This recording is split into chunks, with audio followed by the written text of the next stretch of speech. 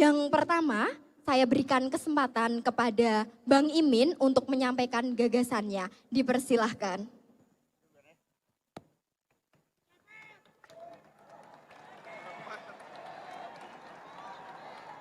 Assalamualaikum warahmatullahi wabarakatuh.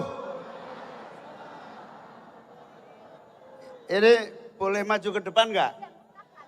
Soalnya waktu debat KPU bilang sama saya nggak boleh maju ke depan. Begitu saya maju ke depan ditegur, katanya suruh di podium. Nah karena boleh maju ke depan, saya ke depan aja kalau gitu.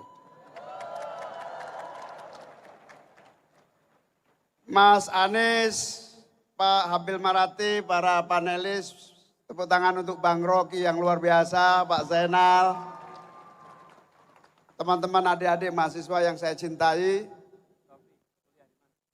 Tadi pada teriak selepet. Kenapa saya ngomong selepet itu karena pada dasarnya kalau mau jujur, sebetulnya yang lebih tepat dari selepet itu apa? Revolusi sebetulnya.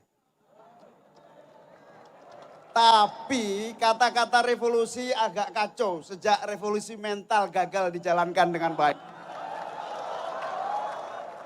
Jadi terpaksa kasih istilah yang lebih mudah dan kemudian tidak mengganggu karena 10 tahun revolusi mental menjadi revolusi mental. Nah itu. Karena itu saya gunakan istilah selepet.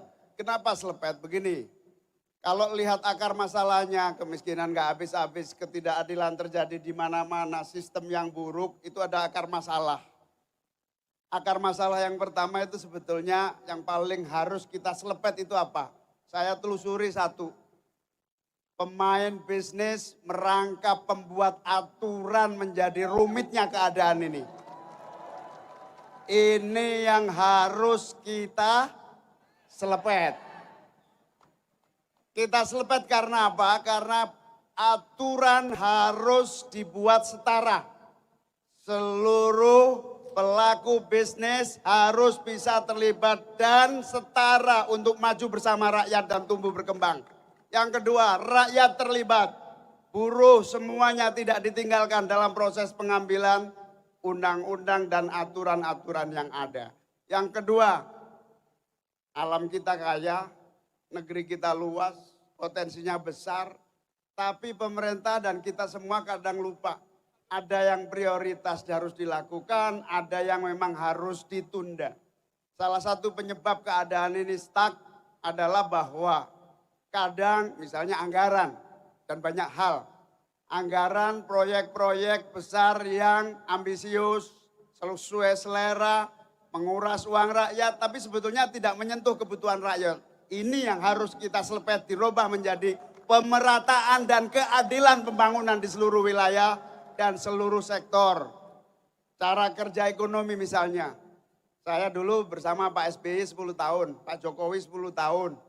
Sejak 20 tahun terakhir kita ini bicara bonus demografi, bonus demografi, bonus demografi sampai ngelontok, sampai apal. Tapi tidak ada yang hadir, tidak ada yang berubah. Semuanya slogan dan slogan. Gak ada pilihan lain, kita hadirkan perubahan untuk kaum muda. Salah satunya adalah kita hadirkan satu program yang fix. Mudah kok, anggaran kita 3.000 triliun kok. Kaum muda segini banyak kok. Jangan diprioritaskan yang lain. Kualitas kaum muda harus tumbuh berkembang dan memiliki kesempatan untuk maju. Itu namanya selepet anggaran.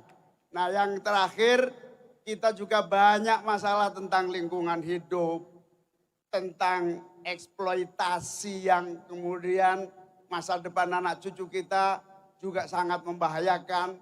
Ini semua karena apa? Karena kita tidak punya skenario dan membiarkan semua berjalan dalam pembiaran yang tidak ada kontrolnya.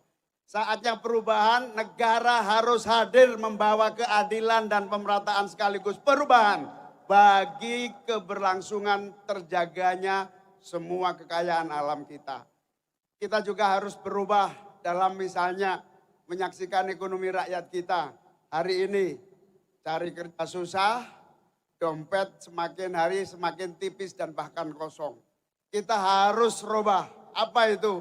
Cari kerja gampang, dompet terisi, semua murah, rakyat punya tabungan. Petani berproduksi, semua punya alat-alat produksi dan Jawa Tengah ini Jawa Tengah nih.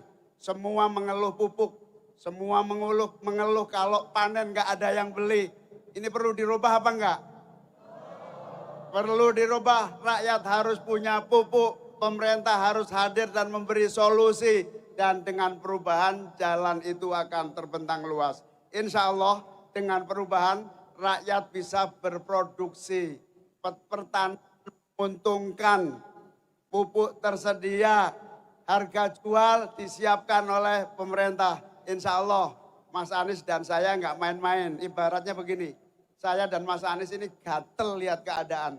Mestinya bisa dirubah, kenapa tidak kita lakukan? Dan itu tidak ada jalan lain, kita harus melakukan perubahan kepemimpinan nasional.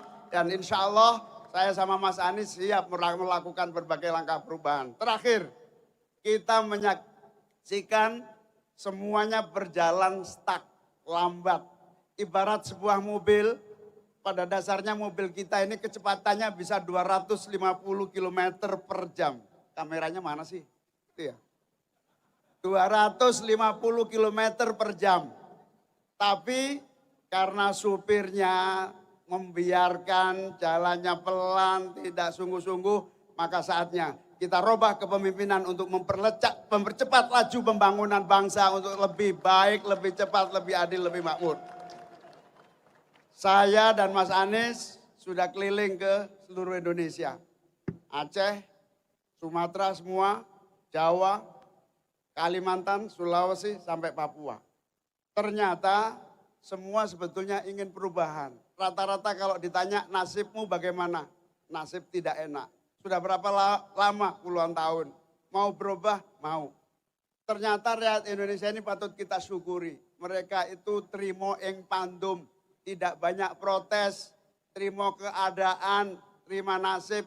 Tapi begitu dikasih tahu inilah perubahan, mereka bergerak, mereka semua menyatu dan insya Allah perubahan disambut rakyat dengan amat sangat luar biasa untuk disambut menjadi bagian dari solusi nasional.